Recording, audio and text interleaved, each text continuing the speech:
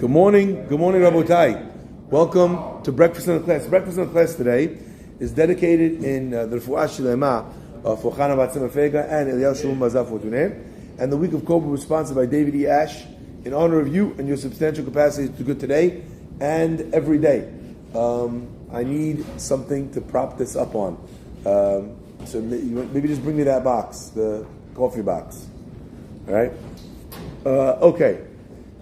I want to start by saying and sharing something that I think is very powerful, and hopefully you'll find it powerful as well on the Seder night. Let's begin. The Al Chachamim tell us as follows.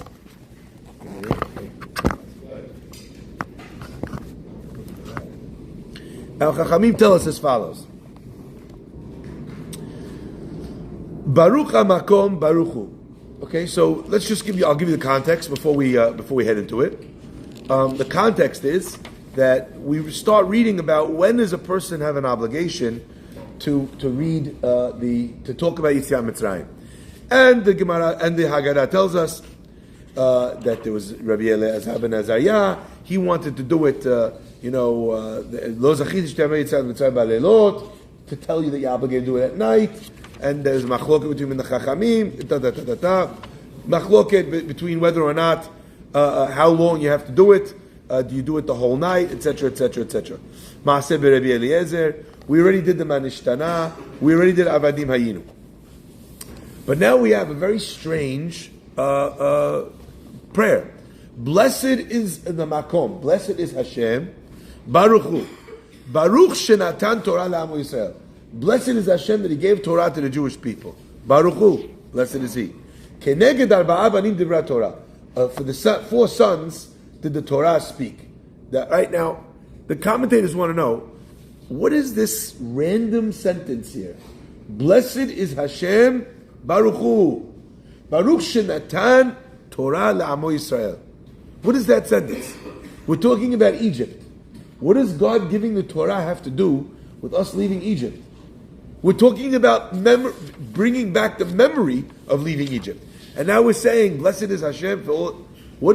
It seems like it's disconnected completely. So what is going on over here? So I want to share with you a fascinating piece. And I guess there's different ways. I guess there's different ways of looking at it.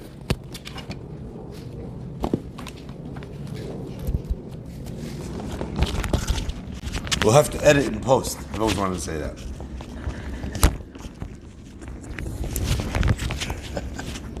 Okay.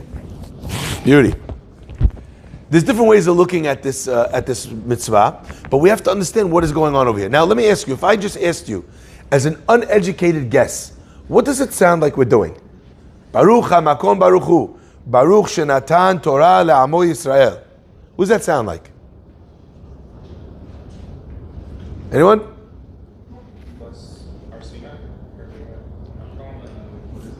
What does this blessing sound? You saying you're blessing Har Sinai? Huh? Avodah Zarah? How do we get there? Bless you, Hashem. Baruch Shenatan Torah Le'amo Yisrael. What does it sound like? So close. I thought you said something else. Sounds like the Berachah before you go to the Torah. Baruch atah Asher natan lanu Torato Torat melchayim lamta b'tochenu, right? Asher bachar banu b'kol natan lanu et Torato. One more time. Baruch shenatan Torah lanu. It sounds like you're making a beracha, like you're going up for aliyah. In fact, who says exactly that? The Shibolei HaLeket writes. Rabbi Gladstein brings in his Haggadah. The Shibolei HaLeket writes that this pasuk is a mini Birkat HaTorah. Why? Because we're about to go into the Haggadah, to all the various Pisukim, all the verses that obligate us, right? Keneged arba banim dibra Torah, v'yigarta lebincha bayom ahu. We're going to quote all the Pisukim that we tell to the wise son, to the wicked son, to the son that doesn't know how to ask. Every one of them gets their own pasuk. So you're about to study Torah. What do you do before you study Torah? You make Birkat Torah. That's what the Shibolei HaLeket says. The question is, I get what you're saying, I feel you. Shibulei leket. But there's lots of times when we go to a class in the evening. I have a lot of classes that I do in the evening. Some of you have been to those classes. Did we ever say Birkat Torah before the class? No. So what's going on? Why all of a sudden now are we making Birkat Torah? So I want to share something that I think is very, very powerful. The Midrash tells us that on the final night, the Jewish people were in Egypt, the night of the Korban Pesach. Not only did they have the blood of the Korban Pesach, but they also had another blood. Anyone know what it was? The blood of the Brit Milah. Excellent. In fact, you might remember this pasuk. We say it all the time.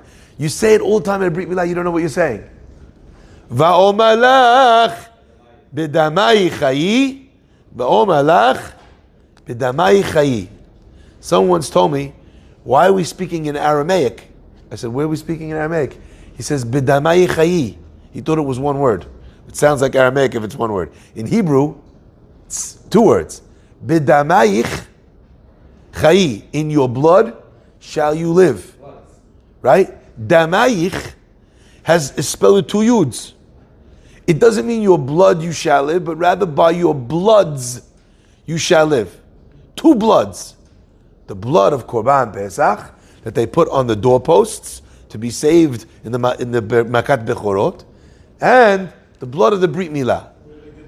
What are they doing Brit Milah for? Excellent, Joey. I don't want to call you Joey always. Joseph. Joe. What do you like? Joey? Okay. Because we had the question in the Ketubah, right? As long as you call him, it's okay. Yitz, could you get me some orange juice, please? Thank you, honey. So it's a great question. How do we come to Brit Milah over here? The answer is actually very simple. For 40 years in the desert, the Jewish people did not bring a Korban Pesach. Did you know that? When did they bring Korban Pesach? When they were in Egypt. And the first year. After that, first year, no more Korban Pesach. When was the next Korban Pesach they brought? In Eretz Israel. How do we know this? It tells us that when you came to Yehoshua, thank you, honey. Please only answer Amen if you're listening to this live. Baruch atah Adonai.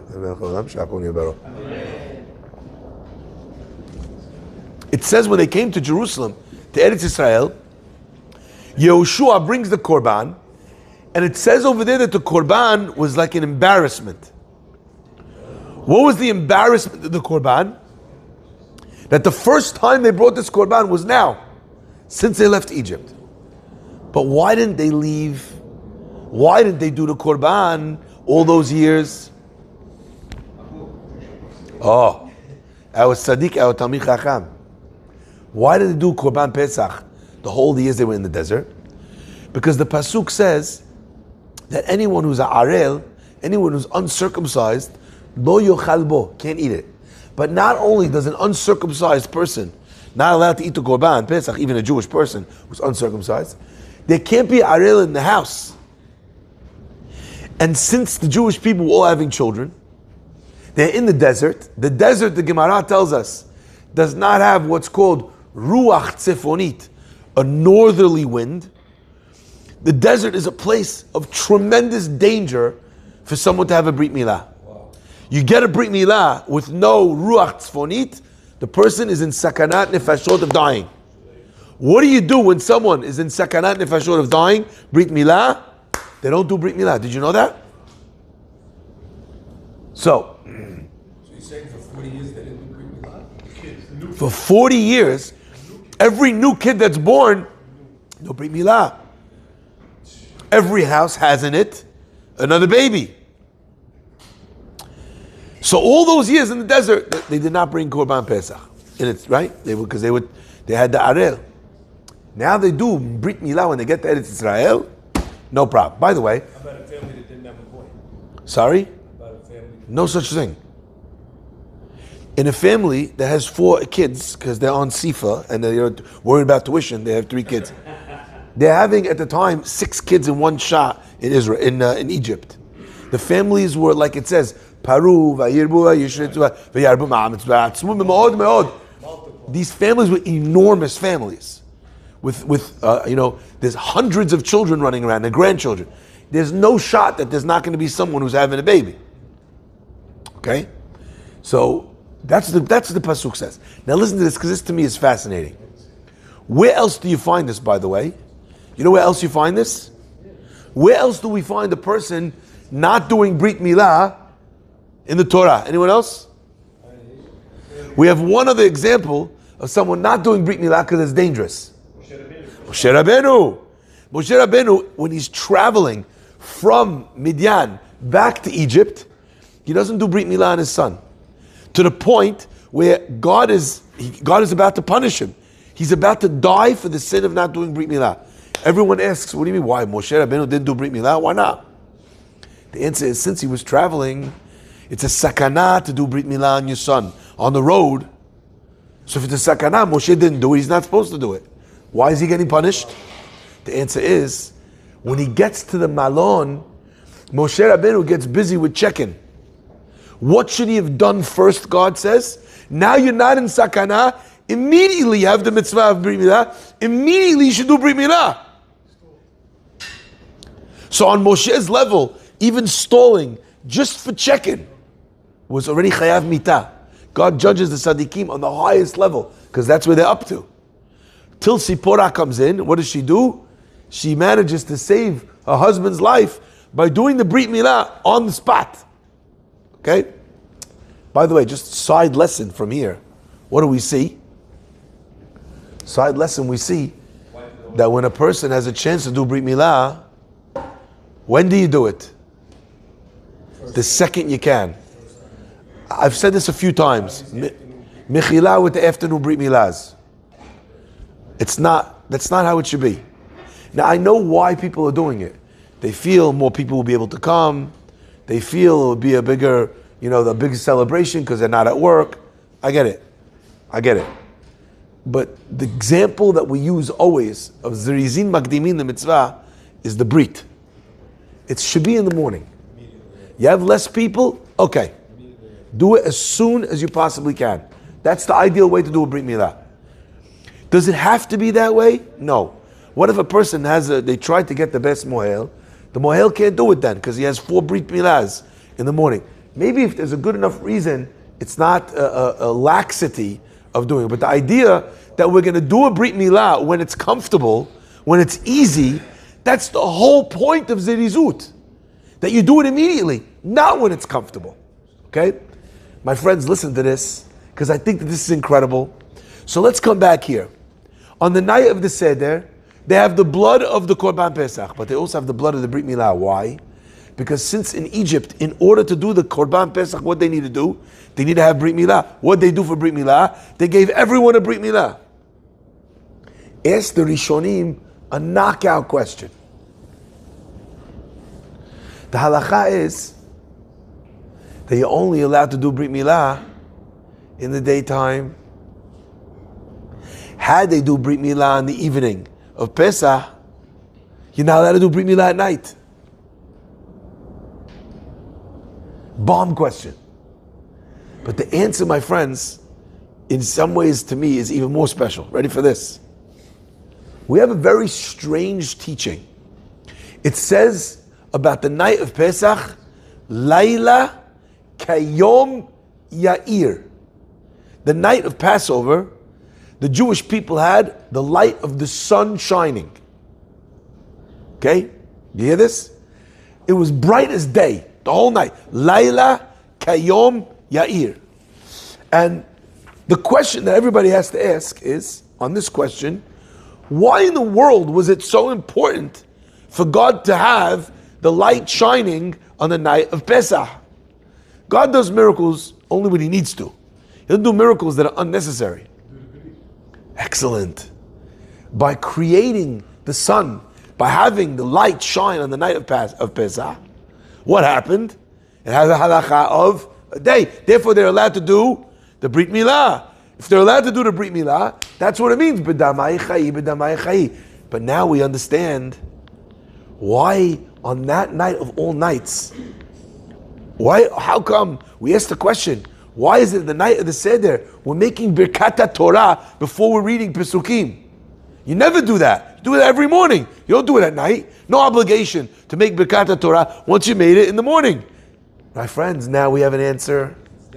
Since on the night of Pesach, we're obligated to go back in time and place ourselves in the story of Mitzrayim, you have also the element of Laila Kayom Ya'ir, where the night shines as bright as the day. And therefore they're able to do Brit Milah. They're able to, therefore also, we have an obligation. Sun's rising, we're learning Torah. Baruch HaMakom Baruch Hu, Baruch Shenatan Torah La'amo Yisrael. My friends, I want to say something that I think is very beautiful. Okay, according to this. When you get to this point in the Seder, maybe make a note of it. Baruch Shenatan Torah La'amo Yisrael. I want you to pause. And I want you to think, you know what I'm doing? According to the Shibbolei Aleket, I'm saying Birkat Torah right now. You know why? Because the sun just came up. And the reason why I think that that's very important is because we have to understand that oftentimes a person feels, when they're doing mitzvot, when they're studying Torah, they think to themselves, you know something? This mitzvah is impossible for me. I'm trying to do this, impossible. Doing kosher the right way, too hard. Okay? Sending my kid to a Jewish school, too hard. It's too expensive.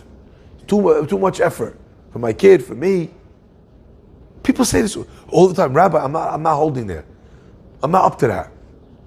I'm not ready for that. It's not the right time.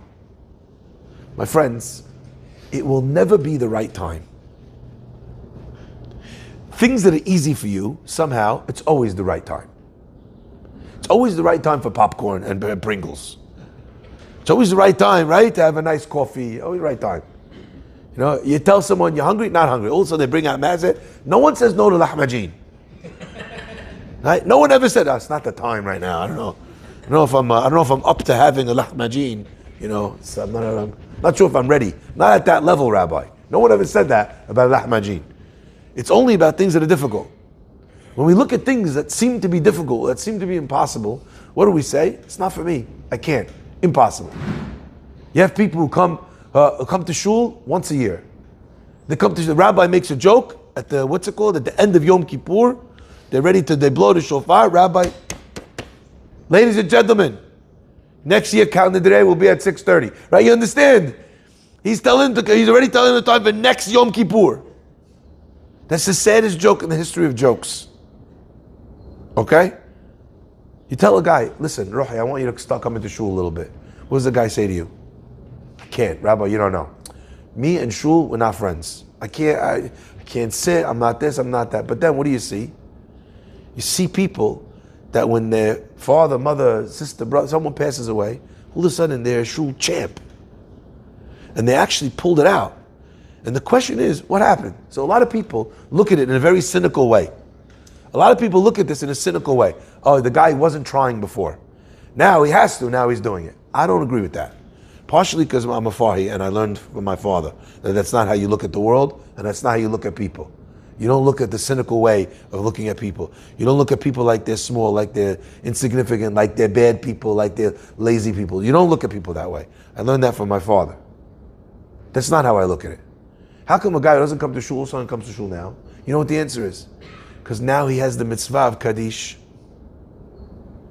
And when it's time to get a Brit Milah, and it's the night before Passover, and you have to bring the Korban Pesach, but you can't, because you don't have a Brit Milah, what does Hashem do? He pulls out the sun. He lights up the night. He makes impossible things possible. Do you understand what that means? Do you understand what that means for your life?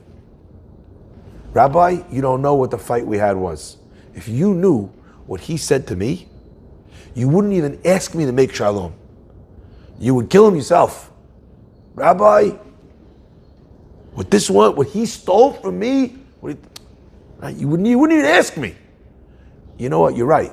I'm not telling you it's easy. I'm not saying that. I'm saying that when a person comes to a mitzvah with a desire to do the mitzvah, worlds shift in front of him.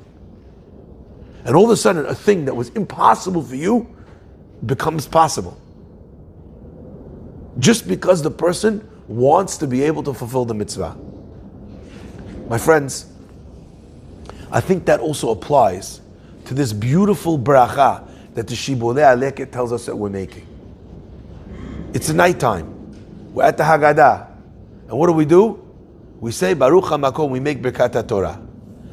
And why do we make Birkat Torah? Because what are we about to read, what I tell you? All the Pesukim, all the verses of the 4 sons. V'yigaret lebincha. My friends, one of the most challenging things to do in this world is to raise good children. And how many times has a father or a mother looked at a child and said, Dichit, I can't. And you know what's interesting to me?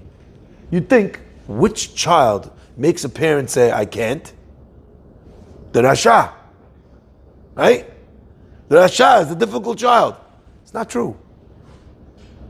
Sometimes the Chacham is a difficult child. She biflej. The kid came home from yeshiva, he doesn't want to eat your food. He doesn't want to ever spend any time with the family because they're not talking Divrei Torah. He doesn't want to do this.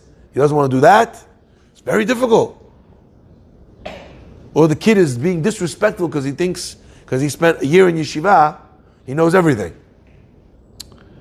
Correcting his father and mother in front of the sometimes the difficult kid is the Chacham. Sometimes the kid, not the Chacham, not the Rasha. That's not the hard one. You know what the difficult kid is? At least Chacham, Rasha, they're talking to you.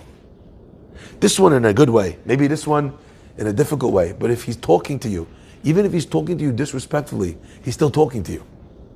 He's engaging. Then you have the one who just sits there in the back like this, Hada. Everyone thinks Enu Yodea Lish'ol means that the guy is a little kid this big, so he hasn't yet learned how to ask. But you know what? It might not be. That might not be the pshat. Enu Yodea Lish'ol might be a very grown child. It might be a sophisticated child.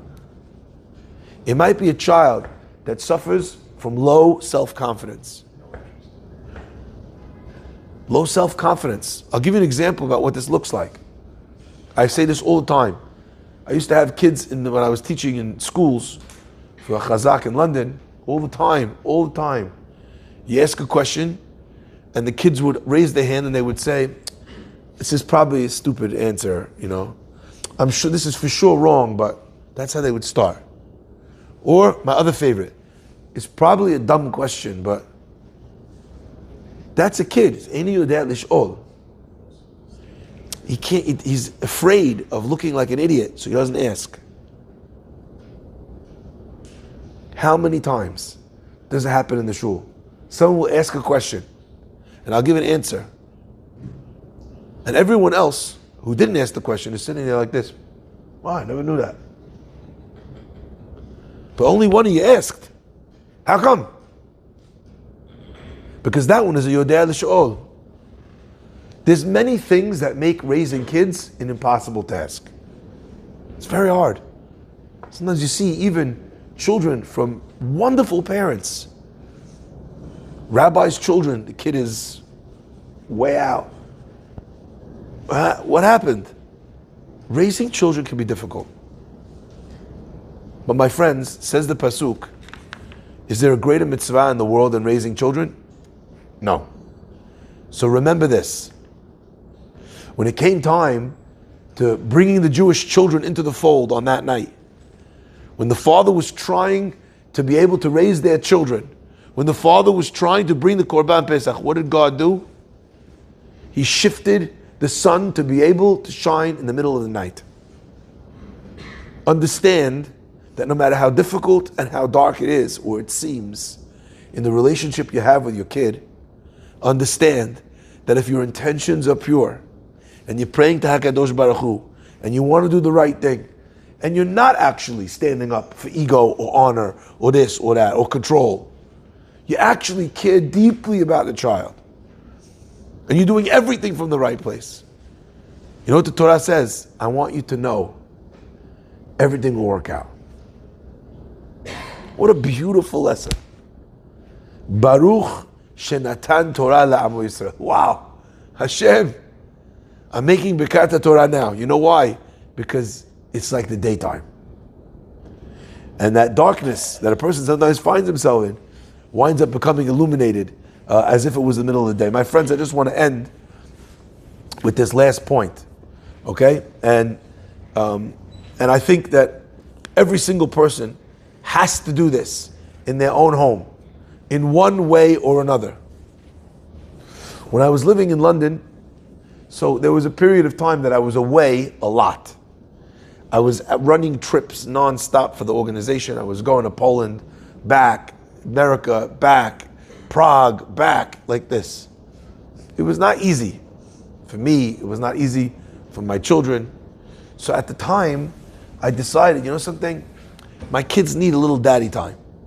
They need some time with me. But when you go out with all your kids, you know what happens? The loudest one monopolizes the whole time. Right?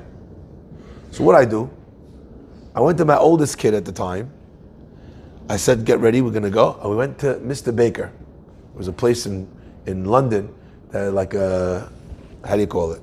A bakery, okay? I don't know why I couldn't figure out what Mr. Baker was. They didn't sell Misters. The only two options in that name, Mr. or Baker, so either way. So I went to Mr. Baker. And then I came home, and I took the next kid, and we went to Mr. Baker.